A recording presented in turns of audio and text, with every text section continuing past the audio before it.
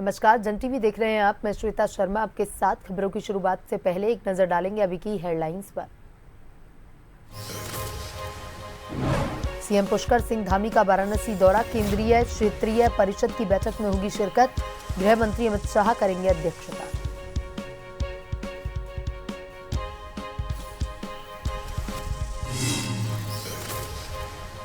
उत्तराखंड में त्रिस्तरीय पंचायत चुनाव मामला, आज एक अन्य याचिका पर होगी सुनवाई। अधिसूचना जारी होने के बाद हाईकोर्ट ने लगाई थी चुनाव पर रोक।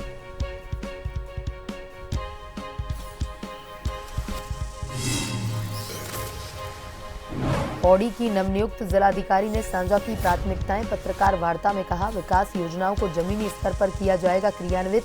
संभावित आपदाओं से निपटने की तैयारी पर दिया जोर।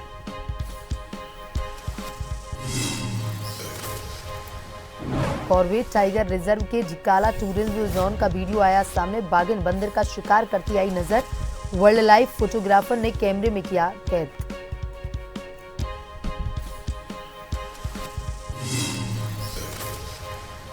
बद्रीनाथ धाम में पहुंच रहे रिकॉर्ड यात्री, 10 लाख से अधिक श्रद्धालु कर चुके दर्शन।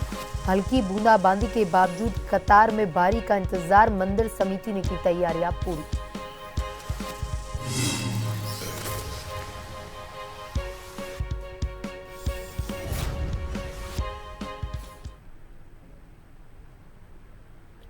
और अब खबरें विस्तार से। सीएम पुष्कर सिंह धामी यूपी के वाराणसी दौरे पर हैं। वे आज केंद्रीय क्षेत्रीय परिषद की बैठक में शिरकत करेंगे। बैठक की अध्यक्षता केंद्रीय गृह मंत्री अमित शाह करेंगे।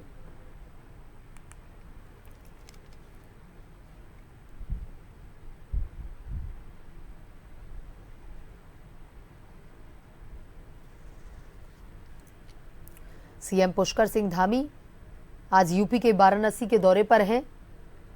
आज केंद्रीय क्षेत्रीय परिषद की बैठक है, जिसमें शिरकत करने के लिए वाराणसी के दौरे पर हैं सीएम पुष्कर सिंह धामी।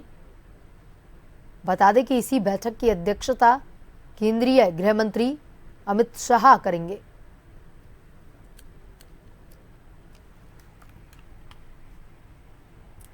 प्रदेश में त्रिस्तरीय पंचायती चुनाव की तैयारी शुरू से ही सवालों के घेरे में रही। सबसे पहले समय पर चुनाव नहीं हुए। जब समय निकल गया, शासन ने आरक्षण व्यवस्था से संबंधित नियमावली की सूचना गजट नोटिफिकेशन जारी किए बिना आरक्षण लागू कर दिया। वही वजह है कि चुनाव प्रक्रिया पर हाईकोर्ट से रोक लगाई गई। हालांकि आरक्षण से संबंधित एक अन्य याचिका पर आज हाईकोर्ट में सुनवाई होनी है। उत्तराखंड पंचायती संगठन के संयोजक जगत सिंह के मुताबिक पंचायत चुनाव के लिए आरक्षण लागू करने में संविधान की मूल धारणा की अनदेखी हुई है। आरक्षण को लेकर रोस्टर इस तरह से होना चाहिए था कि अंतिम व्यक्ति तक इसका लाभ पहुंचे, लेकिन ऐसा न कर पुराने रोस्टर को खत्म कर दिया और नए सिरे से रोस्टर बना दिया गया। उन्होंने बताया कि यह पहला मामला है जब चुनाव की अधिसूचना जारी होने के बाद हाईकोर्ट ने चुनाव पर रोक लगा दी।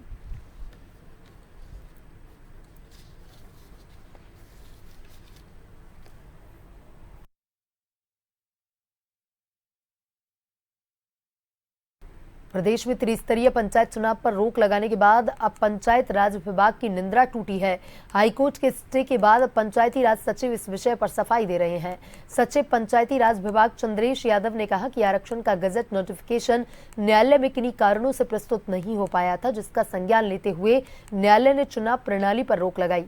ऐसे में अब उनके द्वारा रुड़की प्रेस को सूचित किया गया कि जल्द से जल्द गजट नोटिफिकेशन की प्रति उनको उपलब्ध करवाई जाए और संभवतः कल तक उसे न्यायालय में पेश भी कर दिया जाएगा। ऐसे में अब कहा जा सकता है कि उत्तराखंड में एक बार फिर पंचायत चुनाव का रास्ता साफ होता हुआ नजर आ रहा है।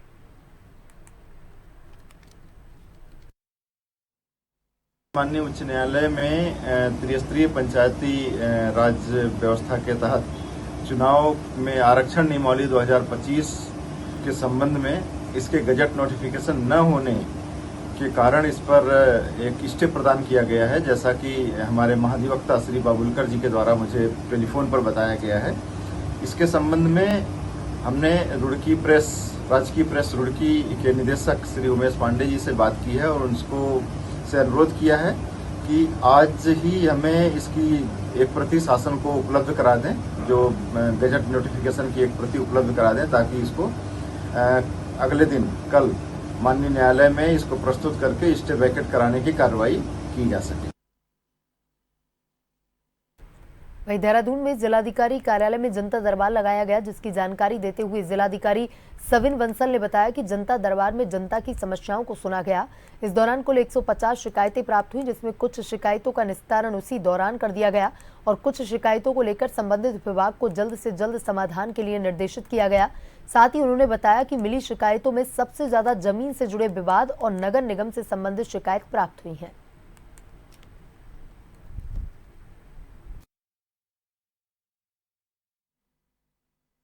आज के जनता दिवस में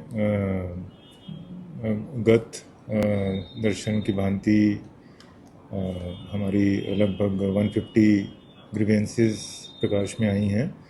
कुछ कंप्लेंट्स के नेचर में हैं, कुछ सर्विसेज एक्सेस को लेकर इश्यूज़ हैं और कुछ हमारे एप्लीकेंट्स के पार्ट पे इग्नोरेंस होता है प्रचलित स्कीम्स को लेके या how to go about resolving their issues. Departments की जो भी हमारी प्रोजेक्ट्स चल रहे हैं, स्कीम्स चल रही हैं, योजनाएं हैं, लाभप्रद योजनाएं हैं, तो उनको कैसे हमें प्रोसेस करना है, अपनी एप्लीकेशंस को कैसे लाभ को एक्सेस करना है, तो उसकी इग्नोरेंस है और कुछ लैक ऑफ कोऑर्डिनेशन होता है डिपार्टमेंट्स में, जो यहाँ पर इंश्योर करवाया जाता है। तो कोशिश यही रहती है कि जिनका ऑन स्पॉट निस्तारण हो सके वो एज मच एज पॉसिबल करते हैं और कुछ में टाइम बाउंड तरीके से फील्ड इंक्वायरीज या रिपोर्ट्स प्राप्त की जाती हैं, ताकि नेक्स्ट जनता दिवस से पूर्व एक निश्चित समय अवधि में रिलीफ दिया जा सके एप्लीकेंट्स को। पौड़ी की नवनियुक्त जिलाधिकारी स्वाति एस भदौरिया ने पत्रकार वार्ता में अपनी प्राथमिकताओं को साझा किया। उन्होंने कहा कि जिले की भौगोलिक परिस्थितियों को ध्यान में रखते हुए विकास योजनाओं को जमीनी स्तर पर क्रियान्वित किया जाएगा। विशेष रूप से स्वास्थ्य, शिक्षा, रोजगार जैसे मूलभूत क्षेत्रों को सुदृढ़ करना उनकी प्रमुख प्राथमिकताओं में शामिल रहेगा। उन्होंने बताया कि ग्रामीण क्षेत्रों तक योजनाओं की पहुंच सुनिश्चित की जाएगी, ताकि अंतिम व्यक्ति तक लाभ पहुंच सके। साथ ही आगामी पंचायती चुनाव और कांवड़ यात्रा को शांतिपूर्ण और व्यवस्थित रूप से संपन्न करवाने की दिशा में भी वह सजग रहेंगी।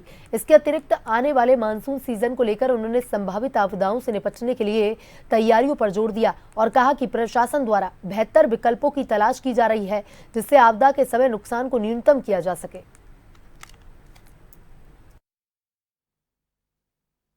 हमारा जैसे पौड़ी बहुत ही फैला हुआ जनपद है और बहुत दूरस्थ क्षेत्र में लोग निवास करते हैं, तो हमारी सबसे बड़ी प्राथमिकता यही होगी सरकार की जितनी भी योजनाएं हैं वो सभी लास्ट माइल डिलीवरी उसकी हम इंश्योर कर सकें। और साथ ही जो हेल्थ एजुकेशन है, हमारे फील्ड्स हैं, और साथ में जो हमारी स्वरोजगार को पर्यटन के साथ इंटीग्रेट करके थोड़ा इकोनॉमिक डेवलपमेंट के प्रति हमारा प्रयास रहेगा। और इसके साथ ही जो लापरवाही या कोई भी भ्रष्टाचार, इन सब के मामले के प्रति हम लोग इसमें स्ट्रिक्ट एक्शन भी लिया जाएगा। और अभी इमीडिएटली, क्योंकि पंचस्थानीय चुनाव के ऑलरेडी आचार संहिता भी जारी हो रखी है, तो अभी जो इमीडिएट प्रायोरिटी होगी कि उन सभी पंचायती इलेक्शंस को सुचारू रूप से संपन्न कराया जा सके। भू बैकुंठ नगरी बद्रीनाथ धाम में हर साल की तरह इस साल भी रिकॉर्ड तोड़ तीर्थयात्री पहुंच रहे हैं। धाम में हर दिन 10,000 से अधिक तीर्थयात्री भगवान बद्री विशाल के दर्शन करने के लिए पहुंच रहे हैं। अब तक भगवान बद्री विशाल के धाम में 10 लाख से अधिक तीर्थयात्री दर्शन प्राप्त कर चुके हैं। हालांकि आज भगवान बद्री विशाल जी के धाम में मौसम बदला हुआ है, चारों तरफ कोहरा छाया हुआ है, हल्की बूंदाबांदी देखने को मिल रही है। बावजूद इसके तीर्थयात्रियों में उत्साह है और सिंह द्वार के आगे लंबी लंबी कतारें लगाकर के लोग खड़े हुए हैं और अपनी अपनी बारी का इंतजार कर रहे हैं। बताया जा रहा है कि इस बार पिछले साल से अधिक तीर्थयात्री भगवान बद्री विशाल के धाम में पहुंच सकते हैं, जिसकी तैयारी मंदिर समिति ने पूरी कर ली है।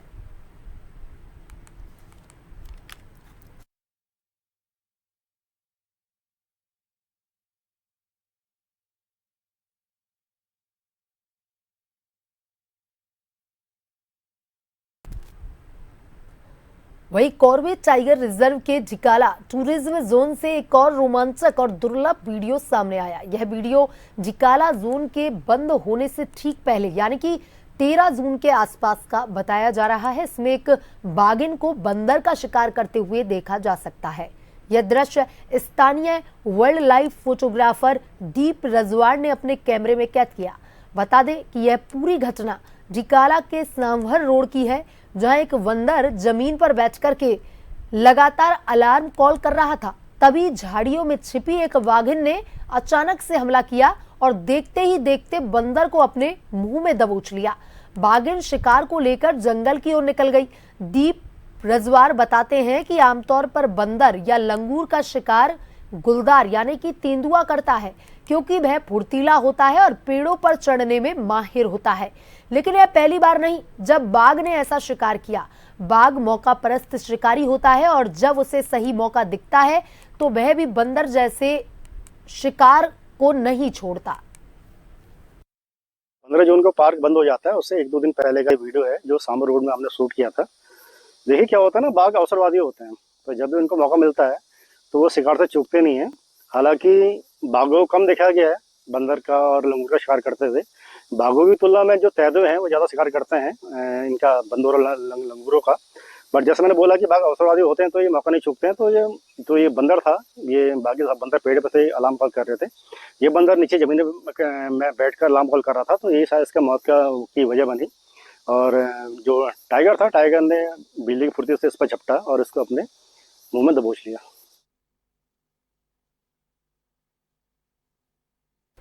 पूरे विश्व में ओलंपिक दिवस काफी धूमधाम के साथ मनाया गया। वहीं खेल निदेशालय के निर्देश पर चंपावत जिले के लोहाघाट के छमनिया स्पोर्ट्स स्टेडियम में उत्तराखंड ओलंपिक एसोसिएशन और खेल विभाग चंपावत के द्वारा विभिन्न खेल प्रतियोगिताओं का आयोजन किया गया। प्रतियोगिता का शुभारंभ मुख्य अतिथि फुटबॉल संघ प्रदेश उपाध्यक्ष और ओलंपिक संघ प्रतिनिधि प्रहलाद सिंह मेहता, विशिष्ट अतिथि जिला खेल समन्वयक वीसिक नरेंद्र सिंह, अधिकारी अंतरराष्ट्रीय बॉक्सर कैप्टन आनंद सिंह मेहरा के द्वारा किया गया। खेलो इंडिया साई सेंटर के कोच मोहन सिंह राणा के दिशा निर्देश पर कई एथलेटिक्स प्रतियोगिताओं का आयोजन किया गया, जिसमें क्षेत्र के खिलाड़ियों ने बढ़ चढ़कर प्रतिभाग किया। इस दौरान अतिथियों ने सभी खिलाड़ियों को ओलंपिक के इतिहास के बारे में जानकारी दी। खिलाड़ियों से हमेशा नशे से दूर रहकर एक अच्छा खिलाड़ी बनने की नसीहत दी। कहा, आज सरकार खिलाड़ियों को बेहतरीन सुविधाएं दे रही है। विश्व, केवल देश नहीं पूरा विश्व ओलंपिक दिवस मना रहा है। ये खेल के क्षेत्र में बहुत बड़ा संदेश देने वाला कार्यक्रम है। विश्व बंधुत्व की भावना खेलों से मिलती है, भ्रातृभाव की भावना खेलों से मिलती है। और खेल ही अगर देखा जाए तो विकास के मानक में जो देश विकसित हुए हैं वही देश खेल में भी आगे रहे, मेरा मानना है। इसलिए विकसित हैं और हमारा सौभाग्य है कि हमारे पास ऐसे एथलेटिक कोच हैं यहाँ पर छमनिया स्टेडियम में, मोहन सिंह राणा जी, जो काफ़ी मेहनत कर रहे हैं। लोगों को मानदेय नहीं मिला उनको, उसके बावजूद भी निःशुल्क यहाँ बच्चों को ट्रेनिंग दे रहे हैं। काफ़ी प्रतिभाएं उन्होंने आगे निकाली हैं। जैसा कि आज पूरे विश्व में विश्व ओलंपिक दिवस को एक तरीके से सेलिब्रेट किया जा रहा है, जो आज ही के दिन 23 जून 1896 से स्टार्ट हुआ था।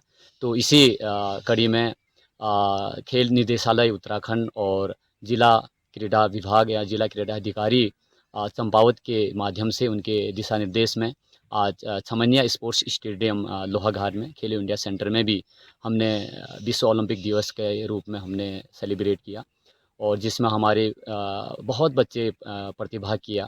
लगभग 70 से 80 बच्चे हमारे यहाँ पे रहे। और मुख्य अतिथि के रूप में हमारे श्री प्रहलाद सिंह मेहता जी, जो ओलंपिक संघ के प्रतिनिधि हैं, वो हमारे मुख्य।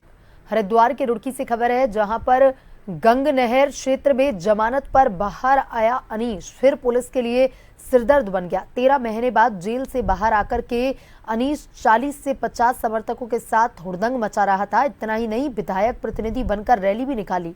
इसके बाद गंगनहर कोतवाली में कई धाराओं में आरोपी के खिलाफ केस दर्ज किया। एसएसपी प्रमेंद्र सिंह डोवाल के निर्देश पर पुलिस ने अनीश के घर पर दबिश दी, लेकिन मुख्य आरोपी फरार हो गया। पुलिस ने उसके भाई जावेद को पूछताछ के लिए हिरासत में लिया।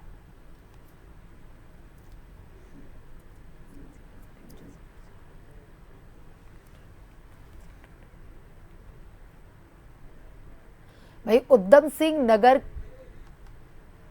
सिंह नगर के जसपुर से खबर है, जहां पर सिविल कोर्ट के जज मनोज सिंह राणा की मौजूदगी में स्वच्छता अभियान चलाया गया, जिसके तहत लकड़ी मंडी चौराहे पर सफाई की गई।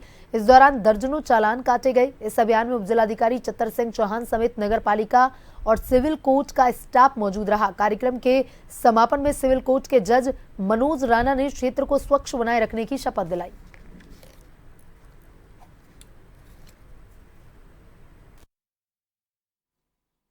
माननीय राज्य विधिक सेवा प्राधिकरण के निर्देशानुसार जो है आज शहर में स्वच्छता अभियान चलाया जा रहा है। ये ड्राइव पूरे उत्तराखंड राज्य में चल रही है और इसमें सभी विभागों के, सरकार से जुड़े हुए सभी विभागों के यहाँ पर लोग उपस्थित हैं। एसडीएम साहब उपस्थित हैं, यहाँ पर नगर पालिका के अध्यक्ष भी हैं और नगर पालिका की सहायता से हम ये स्वच्छता अभियान और ये कैंपेन चला रहे हैं, रैली निकाल रहे हैं, लोगों को स्वच्छता के लिए जागरूक कर रहे हैं और उम्मीद है कि लोगों को ये बात समझ में आएगी कि देहरादून से खबर है, जहां पर पूर्व मुख्यमंत्री और कांग्रेस के वरिष्ठ नेता हरीश रावत ने 2027 चुनाव को फाइनल बताते हुए जीत का दावा किया है, जिस पर भारतीय जनता पार्टी की ओर से पलटवार करते हुए प्रदेश प्रवक्ता हनी पाठक ने कहा कि हरीश रावत को हरक सिंह रावत का भी बयान सुनना चाहिए, जिससे वह स्वयं यह कहते नजर आए कि हार के देवता अगर कोई है तो इस समय हरीश रावत हैं। लगातार हार का करारा सामना करने के बाद उनकी मानसिक स्थिति इस तरीके की बुनियादी बात करने के लिए हो गई है। वहीं उन्होंने कहा कि अब तक जो भी चुनाव हुए हैं वह हरीश रावत की अगुवाई में हुए, लेकिन धामी सरकार ने रिकॉर्ड तोड़ा। पहले एक बार प्रदेश में कांग्रेस तो दूसरी बार भाजपा की सरकार बनती थी, लेकिन अब की बार विधानसभा चुनाव में उत्तराखंड की जनता ने यह भ्रम भी तोड़ दिया।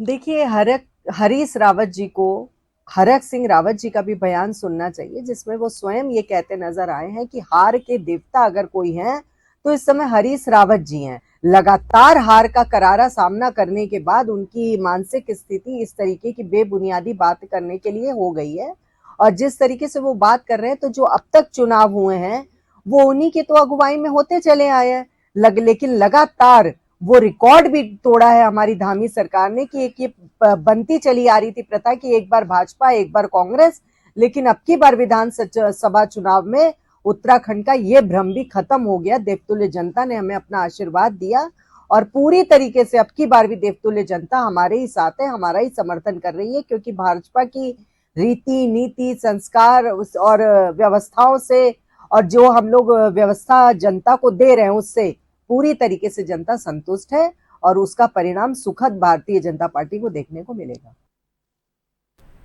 और नजर डालेंगे अभी की हेडलाइंस पर।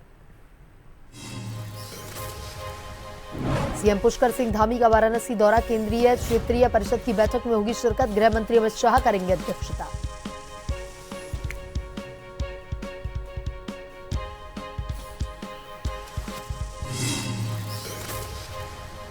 उत्तराखंड में त्रिस्तरीय पंचायत चुनाव का मामला, आज कन्या याचिका पर होगी सुनवाई। अधिसूचना जारी होने के बाद हाईकोर्ट ने लगाई थी चुनाव पर रोक।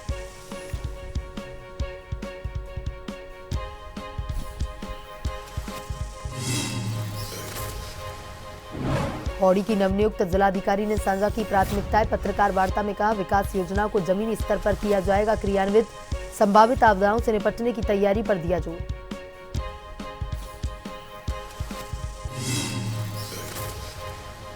कॉर्बेट टाइगर रिजर्व के जिकाला टूरिज्म जोन का वीडियो आया सामने, बाघिन बंदर का शिकार करती हुई आई नजर, वाइल्ड लाइफ फोटोग्राफर ने कैमरे में किया कैद।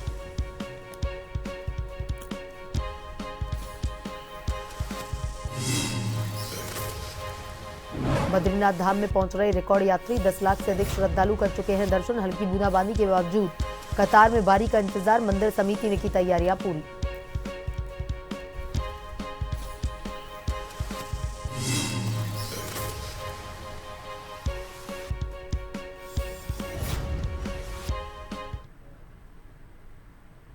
बुलेटिन में अभी तक के लिए इतना ही। बने रहिए जन टीवी के साथ। नमस्कार।